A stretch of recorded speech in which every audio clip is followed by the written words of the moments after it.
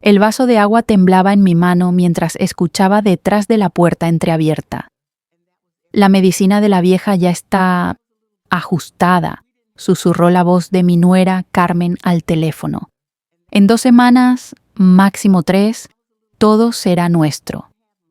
Mi nombre es Elena Herrera, tengo 67 años, y en este momento, mientras escribo esto desde mi nueva casa en Querétaro, todavía no puedo creer que sobreviví para contarlo. Pero antes de continuar con lo que descubrí esa noche de octubre, déjame pedirte algo. Si aún no estás suscrito al canal, hazlo ahora y cuéntame desde dónde me estás escuchando. Tu apoyo significa todo para mí, especialmente después de lo que voy a compartir contigo. Todo comenzó hace 2 años, cuando mi hijo Roberto trajo a Carmen a casa por primera vez. Era una mujer hermosa, de 32 años, con una sonrisa que iluminaba cualquier habitación. Trabajaba como administradora en una clínica privada en Guadalajara y parecía adorar a Roberto con cada fibra de su ser. Recuerdo el olor a tamales que preparé esa primera noche, cómo Carmen elogió mi receta secreta del mole que había heredado de mi madre. Señora Elena, me dijo mientras limpiaba los platos sin que yo se lo pidiera. Usted me recuerda tanto a mi abuela. Falleció cuando yo era niña, pero tenía sus mismas manos, manos que saben crear amor en la cocina. Me conquistó completamente. Roberto, mi único hijo después de perder a su hermana en un accidente cuando tenía 5 años, merecía ser feliz. Había sufrido tanto después de que su padre muriera de cáncer hace 10 años. Verlo sonreír de nuevo, verlo planear un futuro, me llenaba el corazón de una alegría que creía perdida para siempre. La boda fue modesta, pero hermosa. Carmen insistió en que fuera en el jardín de mi casa, la misma casa donde Roberto había crecido, donde su padre había plantado los naranjos que ahora daban sombra a los invitados. Es perfecta, suegrita, me decía Carmen, usando ese diminutivo cariñoso que me derretía. No necesitamos gastar en salones caros, lo importante es la familia. Durante el primer año, todo parecía un sueño. Carmen se mudó con nosotros temporalmente mientras buscaban casa propia. Cocinábamos juntas, veíamos las telenovelas de las 9 y los domingos íbamos al mercado de artesanías donde yo vendía mis bordados desde hacía 30 años. Carmen aprendió rápidamente los precios, cómo tratar a los clientes regulares, incluso memorizó los nombres de las otras vendedoras. Doña Elena es una institución aquí, le decía a cualquiera que preguntara. Sus bordados son los mejores de todo Jalisco. Pero había pequeñas cosas que no cuadraban. Una tarde encontré a Carmen en mi habitación, revisando los papeles del escritorio de mi difunto esposo. «Ay, suegrita, perdón», se disculpó con esa sonrisa encantadora. Es que Roberto me pidió buscar su acta de nacimiento para un trámite del trabajo. Tenía sentido, pero algo en la forma en que sostenía los documentos del seguro de vida me inquietó. Luego estaban las pastillas.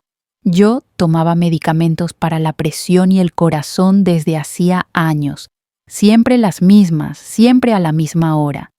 Carmen, con su experiencia médica, se ofreció a ayudarme a organizarlas. Es peligroso confundirse con las dosis a su edad, insistía. Déjeme ayudarla, para eso es la familia. Preparaba mis pastillas semanales en un organizador de plástico con los días marcados y siempre me traía el vaso de agua de Jamaica que tanto me gustaba para tomarlas. Las primeras señales de que algo andaba mal llegaron sutilmente.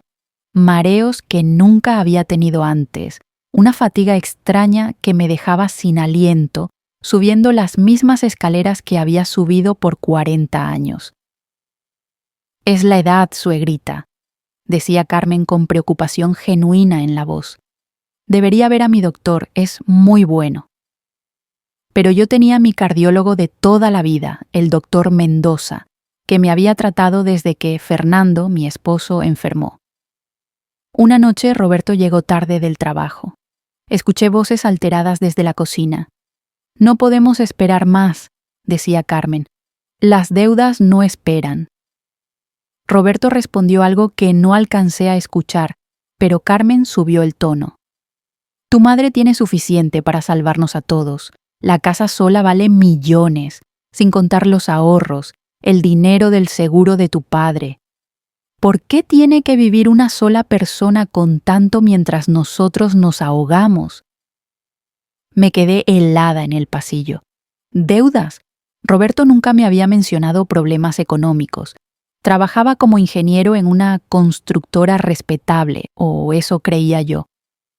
Decidí no confrontarlos esa noche, pero empecé a prestar más atención. La siguiente semana, mientras Carmen estaba en el mercado conmigo, su teléfono sonó repetidamente. No contestó, pero vi el nombre en la pantalla. Doctor Sánchez, urgente. Cuando finalmente respondió, se alejó, pero el viento trajo fragmentos de la conversación. La dosis tiene que ser gradual. No puede ser detectado en exámenes rutinarios. Sí, entiendo los riesgos. Esa tarde, cuando llegamos a casa, fingí estar más cansada de lo normal. «Creo que me acostaré temprano», les dije durante la cena. Carmen inmediatamente se levantó a prepararme el té de tila que había empezado a darme cada noche para que durmiera mejor. Lo tomé, pero en cuanto subí a mi habitación, lo vomité discretamente en el baño. Había algo en el sabor, un amargor sutil que no debería estar ahí. Los siguientes días fueron una tortura de actuación. Fingía tomar las pastillas que Carmen me preparaba, pero las escondía bajo la lengua y las escupía después. Simulaba los mareos, la debilidad, mientras por dentro mi mente trabajaba frenéticamente buscando respuestas. Una tarde aproveché que Carmen fue a la farmacia y revisé su bolso. Encontré un frasco sin etiqueta con pastillas blancas idénticas a las mías para la presión, pero cuando las comparé cuidadosamente, el grabado era ligeramente diferente. Mi corazón se rompió cuando confirmé que Roberto estaba involucrado. Los escuché planeando en el jardín mientras creían que dormía. «Mamá cada vez está peor», decía Roberto con voz temblorosa. «¿Estás segura de que esto funcionará?» Carmen lo tranquilizó. «Mi contacto en el hospital ya tiene todo preparado. Cuando colapse, la llevaremos allá. El doctor Sánchez se encargará del resto. Parecerá un fallo cardíaco natural. A su edad nadie sospechará». «¿Y si se recupera?», preguntó Roberto. Carmen rió, un sonido que me heló la sangre. «Con lo que le estamos dando, imposible, pero si por algún milagro sobrevive, siempre podemos aumentar la dosis. O hay otros métodos, un accidente en las escaleras, una caída en el baño. Los ancianos son tan frágiles».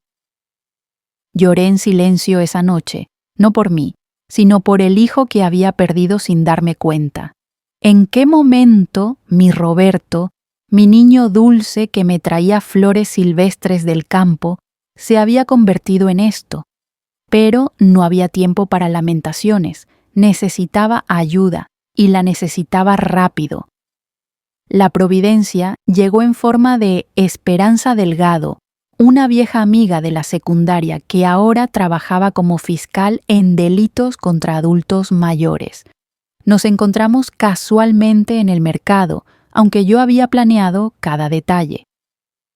«Esperanza, qué gusto verte», le dije, asegurándome de que Carmen escuchara. «¿Todavía trabajas en la fiscalía?» Esperanza captó algo en mi mirada. Habíamos sido amigas por más de 50 años. Conocía cada uno de mis gestos. «Sí, Elena. De hecho, estamos viendo muchos casos terribles últimamente.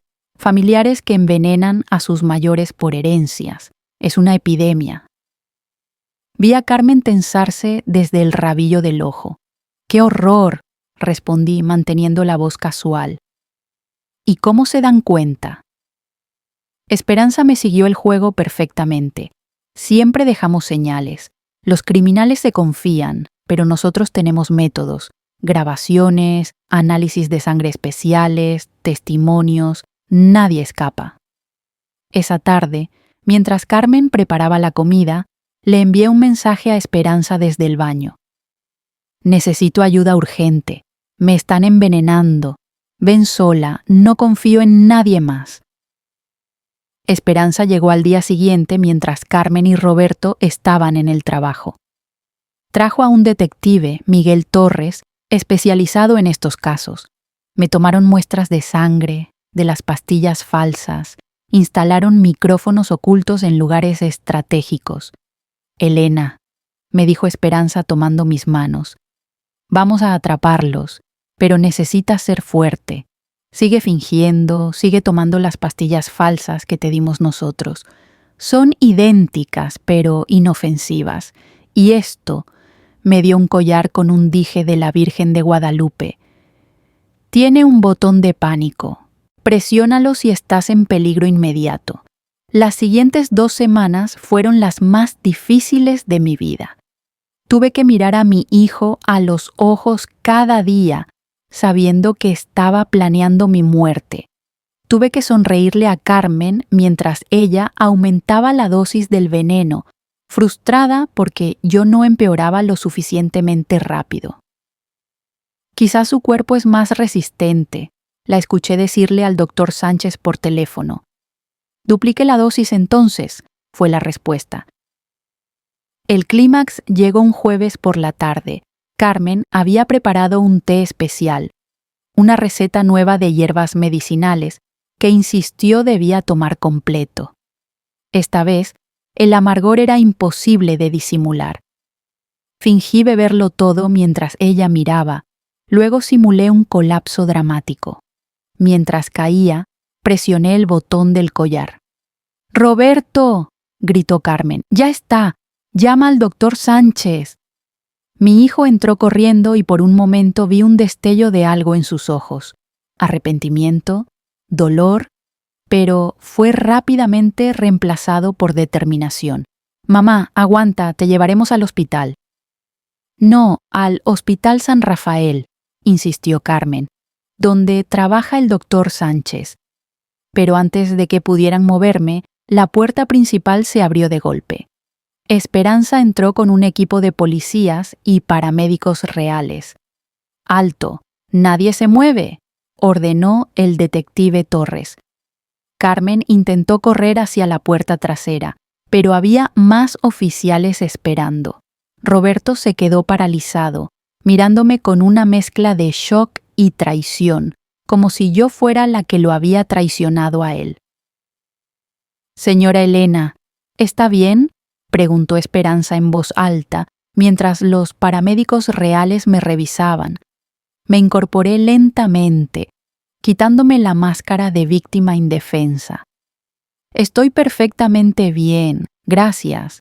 He estado bien desde hace semanas, desde que descubrí lo que mi hijo y su esposa planeaban hacer conmigo». La cara de Carmen pasó del shock a la furia. «¡Vieja bruja! ¿Sabías cómo?». No le respondí, no le debía ninguna explicación. Roberto, en cambio, se desplomó en el sofá con la cabeza entre las manos. «Mamá, yo... no era... Carmen dijo que solo te haríamos dormir más, que estarías mejor en un asilo». «No mientas más, Roberto», dije con una firmeza que me sorprendió a mí misma. «Los escuché todo, cada palabra, cada plan. Tengo grabaciones». El detective Torres confirmó. Más de 50 horas de audio, incluyendo conversaciones con el doctor Sánchez sobre las sustancias utilizadas, los planes para falsificar documentos médicos y el esquema para apoderarse de sus propiedades. Mientras esposaban a Carmen, ella escupió hacia mí. «No sabes lo que has hecho. Hay gente poderosa involucrada. El doctor Sánchez no trabaja solo». Esperanza tomó nota. «Gracias por la información adicional. Será útil en la investigación». Roberto fue esposado también, pero antes de que se lo llevaran, me acerqué a él. Hijo, no sé qué te llevó a esto. Sé que Carmen te manipuló, pero tomaste una decisión. Elegiste el dinero sobre tu madre. Voy a testificar, voy a contar toda la verdad porque es lo correcto.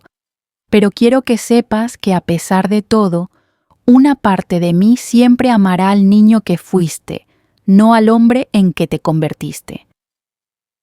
Lloró entonces, lágrimas que parecían genuinas. Mamá, perdóname, las deudas, el casino. Carmen dijo que era la única forma, pero ya no podía escuchar más excusas. Me di la vuelta y entré a la casa mientras se los llevaban. La investigación reveló algo mucho más grande de lo que imaginábamos. El doctor Sánchez era parte de una red que operaba en varios estados, targeting adultos mayores con propiedades valiosas. Carmen no era solo una nuera codiciosa, era una reclutadora activa que buscaba víctimas potenciales a través de hijos endeudados o vulnerables. Habían hecho esto al menos 12 veces antes, y en 3 casos, los ancianos habían muerto. El juicio fue un circo mediático. La viuda negra de Guadalajara la llamaron a Carmen en los periódicos. Testifiqué durante 3 días contando cada detalle, mostrando las pastillas falsas, reproduciendo las grabaciones. Carmen intentó alegar que yo estaba senil, que había malinterpretado todo, pero la evidencia era abrumadora. El doctor Sánchez fue arrestado en su clínica, donde encontraron un verdadero arsenal de sustancias controladas y documentos falsificados. Su licencia médica había sido obtenida con credenciales fraudulentas. Ni siquiera era un doctor real, sino un veterinario que había perdido su licencia años atrás por mala praxis. Durante el juicio, salieron a la luz más detalles escalofriantes. Carmen había conocido a Roberto específicamente porque sabía sobre mi situación. Viuda, con propiedades, con un hijo soltero. Lo había seducido deliberadamente, estudiando sus gustos, sus debilidades. Las deudas del casino no eran casualidad. Carmen lo había introducido al juego, asegurándose de que se endeudara lo suficiente para estar desesperado. Su hijo fue una víctima también, me dijo mi abogado tratando de consolarme. Pero Roberto había tenido opciones. Podría haberme pedido ayuda, podría haber rechazado el plan de Carmen, podría haber elegido la honestidad sobre la codicia. No lo hizo. Carmen fue sentenciada a 25 años de prisión por intento de homicidio, fraude y asociación delictuosa. El doctor Sánchez recibió 30 años. Roberto, quien testificó contra Carmen a cambio de una sentencia reducida, recibió 8 años. Lo visité una vez en prisión, 6 meses después de la sentencia. Mamá, me dijo a través del vidrio, entiendo si nunca me perdonas, yo no me perdono. Le respondí con la verdad. El perdón no es algo que se da o se niega, Roberto. Es un proceso.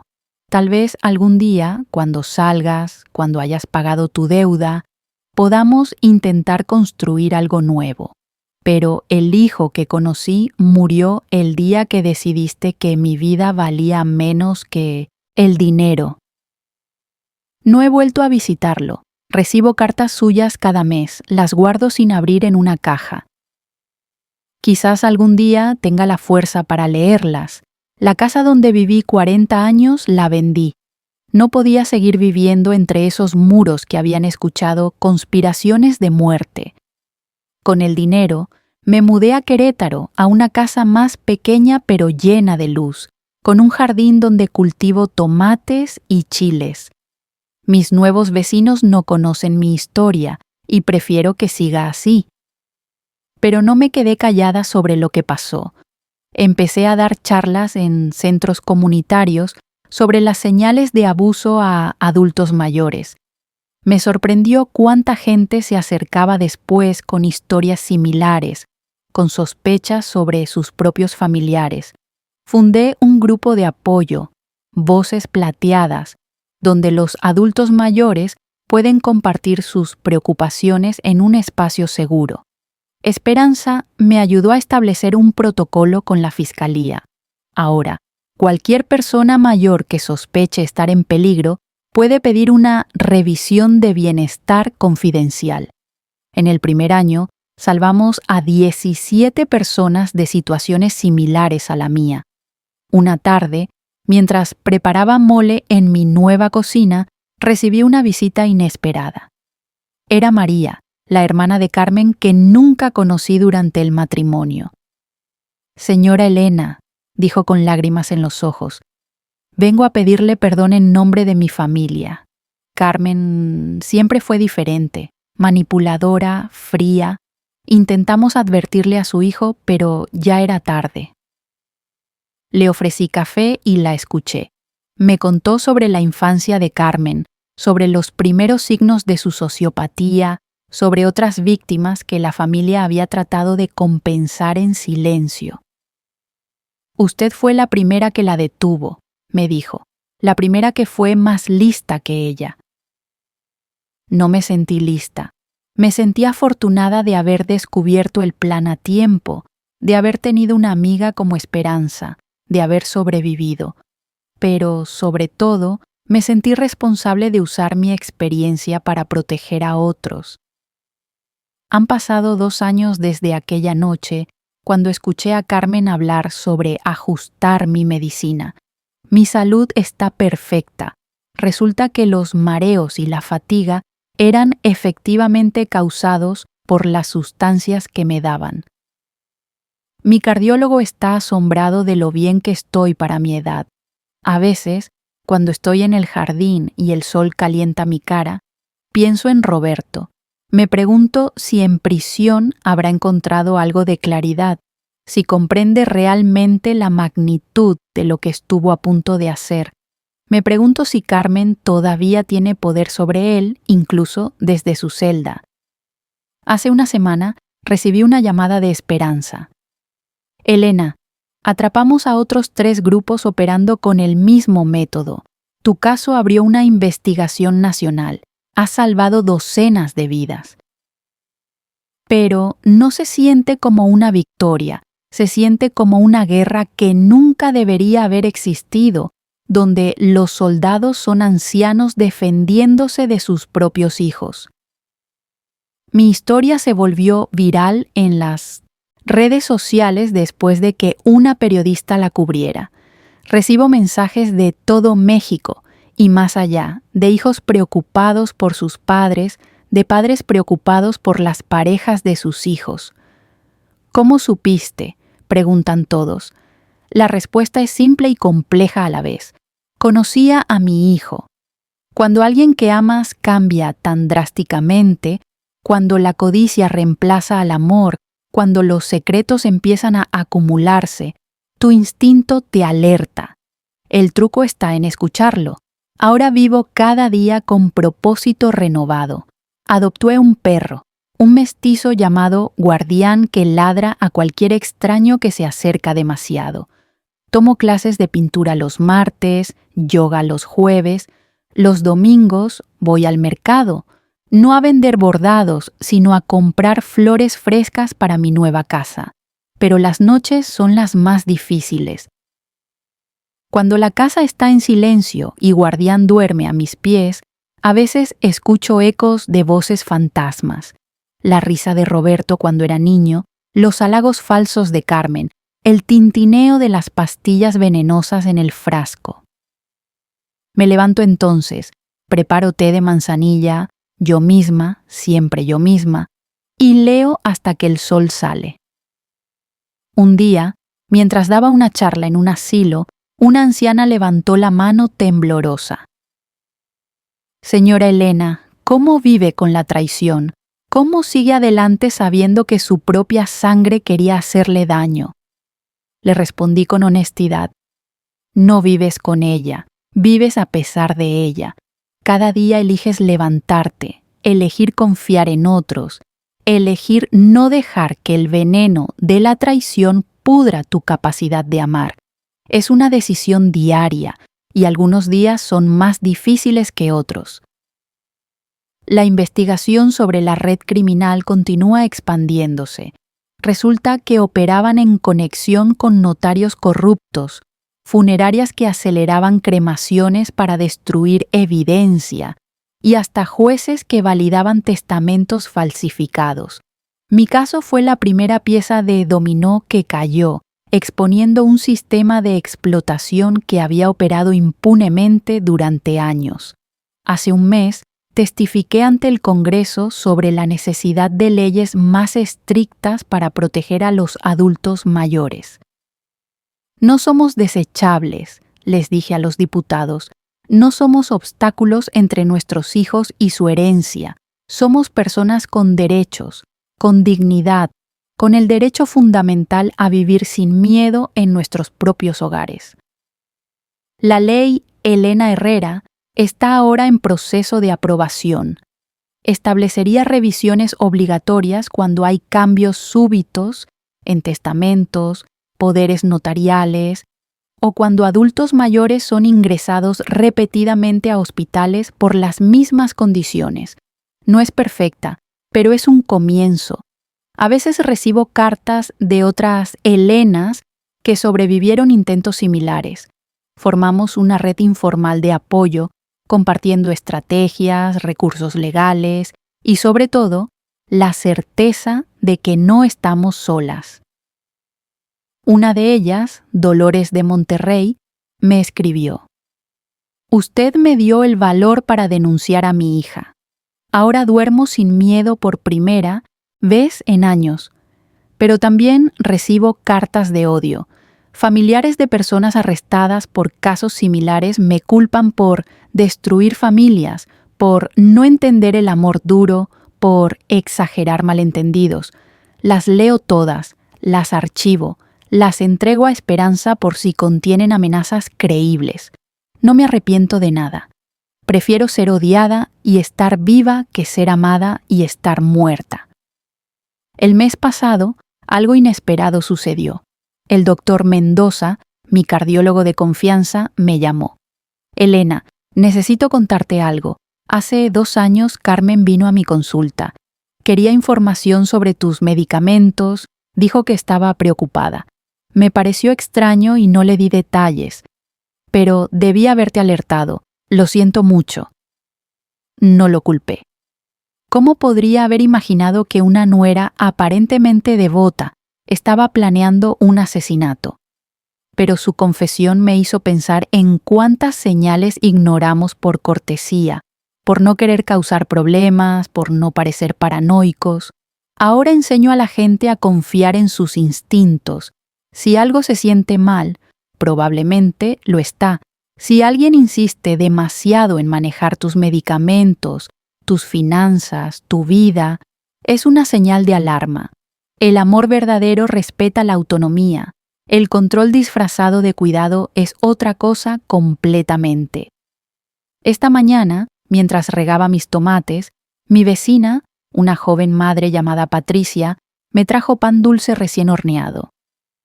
«Señora Elena, mi suegra viene de visita. ¿Podría conocerla? Está pasando por algo difícil con uno de sus hijos y creo que escuchar su historia la ayudaría». Acepté, porque esta es mi vida ahora.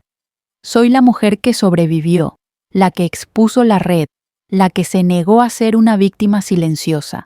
Es una identidad que nunca busqué, pero que abrazo completamente. Mientras escribo estas últimas líneas, Guardián está echado a mis pies. El sol de la tarde entra por la ventana y puedo escuchar a los niños del vecindario jugando en la calle. La vida continúa, hermosa y terrible, llena de traiciones y milagros. Elegí el milagro de sobrevivir, de exponer la verdad, de proteger a otros. Mi nombre es Elena Herrera, tengo 69 años ahora, y esta es mi victoria. Estoy viva, soy libre, y mi historia salvará vidas. Carmen está en prisión, Roberto está pagando por sus decisiones y yo estoy aquí. plantando tomates, pintando amaneceres y recordándole al mundo que los adultos mayores no somos víctimas fáciles. Si alguien que amas ha cambiado repentinamente su comportamiento hacia ti, si insisten en controlar aspectos de tu vida que siempre manejaste solo, si tu instinto te dice que algo está mal, escúchalo. Busca ayuda. Habla con alguien fuera de tu círculo familiar inmediato. No esperes a estar colapsando en el piso para actuar, y si eres un hijo o hija leyendo esto, pensando en el dinero de tus padres como tu futuro, recuerda, ese futuro se construye con trabajo y honestidad, no con traición y veneno. Tus padres te dieron la vida. Lo mínimo que merecen es vivirla en paz hasta el final natural de sus días. La última vez que vi a Carmen fue durante la sentencia. Mientras la sacaban de la corte, me miró con un odio tan puro que me estremeció. Esto no ha terminado, articuló sin sonido, pero se equivoca. Para ella, todo terminó el día que decidió que mi vida valía menos que mi dinero. Para mí, todo comenzó el día que decidí que mi vida valía la pena defender. Ahora, si me disculpan, tengo una clase de pintura en 1 hora y estoy trabajando en un paisaje del jardín donde mi esposo plantó aquellos naranjos hace tantos años. Los árboles siguen ahí, en mi antigua casa, pero los pinto de memoria, como eran antes de que las sombras de la traición los oscurecieran. En mi pintura siempre es primavera. Roberto es todavía un niño jugando entre las ramas, y Carmen es solo un nombre que nunca conoceremos. Pero esa es solo una pintura. La realidad es esta. Sobreviví. Expuse una red criminal, salvé vidas y encontré propósito en mi dolor. No es el final que esperaba para mi historia, pero es el final que elegí escribir. Y mañana, cuando el sol salga, seguiré eligiendo la vida, la verdad y la justicia. Porque eso es lo que hacemos los sobrevivientes. Sobrevivimos. Y luego ayudamos a otros a hacer lo mismo. Si te gustó esta historia y quieres escuchar otra aún más impactante sobre secretos familiares que nadie vio venir, haz clic en el siguiente video. Te prometo que lo que descubrirás te dejará sin aliento.